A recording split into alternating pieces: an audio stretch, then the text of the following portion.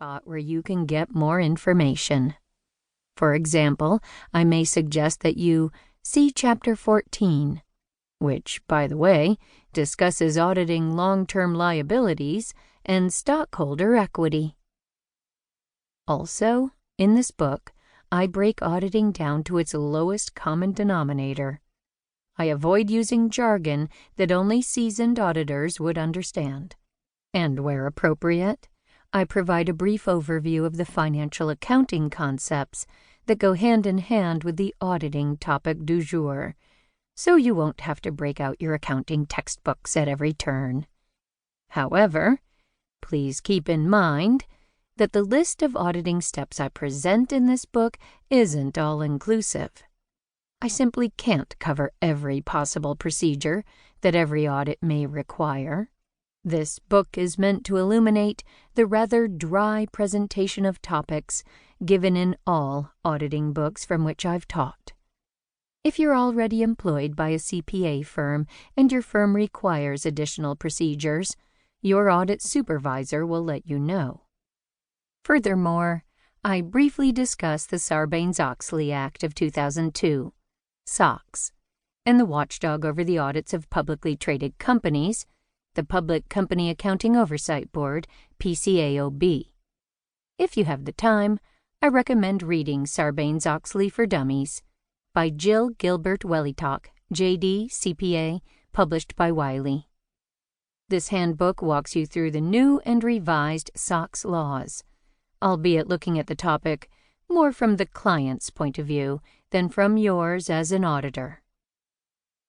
Conventions used in this book. Following are some conventions I use that you'll want to bear in mind while reading this book. Many auditing and accounting terms have acronyms, which you'll soon be bandying about with your peers after you gain some familiarity or experience with the topic. The first time I introduce an acronym in a chapter, I read it out and note the acronym shortly after. For example, I may discuss the American Institute of Certified Public Accountants, AICPA. What you're not to read. I would love it if you read every word of this book. But I realize that people lead busy lives and sometimes just want to get the specific information they need.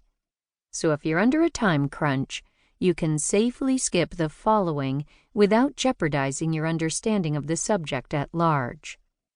Material marked with a technical stuff icon.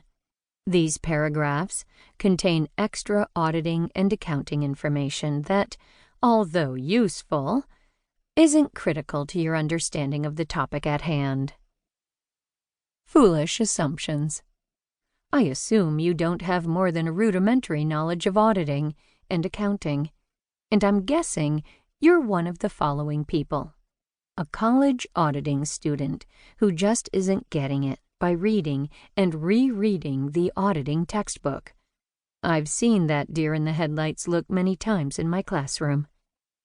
A non-accounting student currently enrolled in either business or liberal arts who's considering changing his major to accounting, specifically auditing. A business owner, particularly someone operating a small business with gross receipts of under $1 million, who's facing an audit of her financial statements and wonders what to expect. A brand new auditor who needs a plain talk explanation of auditing concepts. So the next time your audit supervisor asks you to trace a transaction, instead of being stressed out because you've drawn a blank on what this term means, you can whip out Auditing for Dummies to quickly reference an example. Although some accounting graduates go immediately to work for big accounting firms, working mostly on audits of publicly traded corporations, the majority of new auditing grads start out doing audits of private companies. Therefore, I direct the majority of this book's content to those individuals. However, 4 chapters of this book, chapters 3, 17, 18, and 20, contain information about the Public Company Accounting Oversight Board, PCAOB, a private sector, nonprofit corporation created by the Sarbanes-Oxley Act of 2002 to oversee audit.